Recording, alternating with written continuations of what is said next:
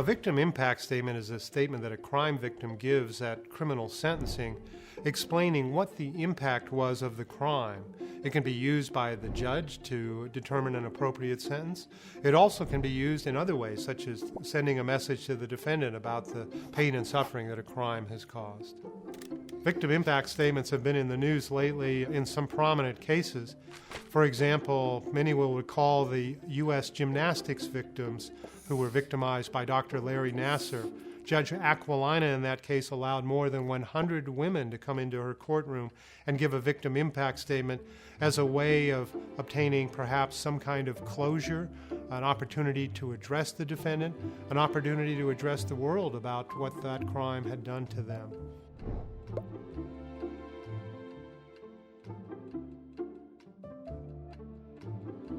In the last several decades, there's been an increasing interest in making sure that victims have rights protected during the criminal justice process at appropriate points.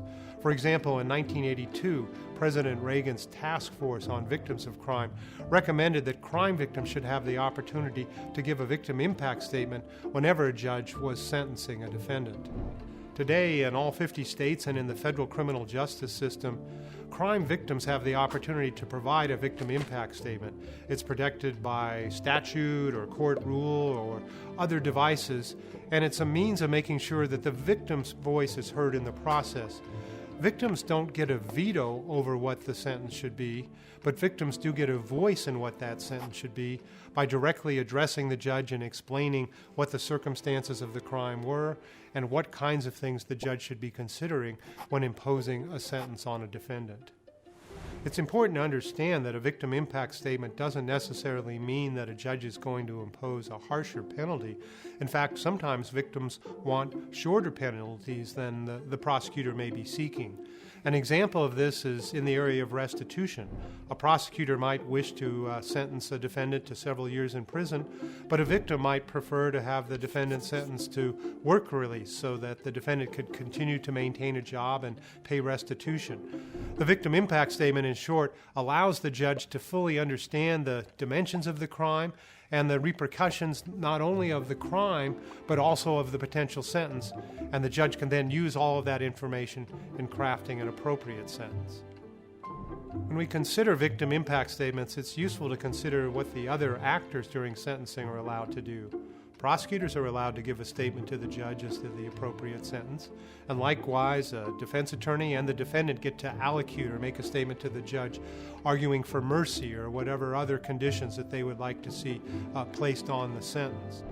Defendants have sometimes argued, particularly in capital cases, that it's unfair to allow victim impact evidence into a sentencing proceeding. Critics of victim impact statements will say that they're simply too emotional to be part of our criminal justice system. But it's useful to remember that defendants can make emotional statements to a judge as a plea for mercy, for example, during sentencing, and no one thinks that that reduces the objectivity of the criminal justice system.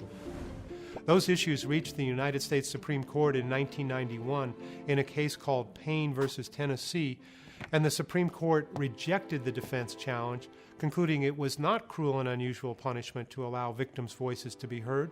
Instead, the court concluded that a victim's voice was simply part of the process, just the way the defendant's voice is part of the process when sentencing issues are being decided. Sometimes it's argued that a victim impact statement will lead to prejudice against a defendant, but we need to carefully distinguish between prejudice to a defendant and unfair prejudice. It certainly will be prejudicial if the judge knows that the defendant has caused terrible damage to a victim, but it's not unfair for the judge to consider that an imposing sentence. One of the criticisms made about victim impact statements is that it encourages a comparison between victims, and victims who are most politically connected or most well-spoken will somehow obtain a longer sentence for the crimes committed against them than would other people. However, that objection has to be considered against the backdrop that defendants are allowed to give statements to the judge. And remember, some defendants may be well-spoken, some may be well-connected, but no one has ever thought that that would be a reason for not allowing defendants to address the judge. And that's why all 50 states have concluded that victims deserve the right to give a victim impact statement, not so that judge will compare different crimes or different victims, but so that the judge will have all information in any particular case in front of him or her when deciding what sentence to impose.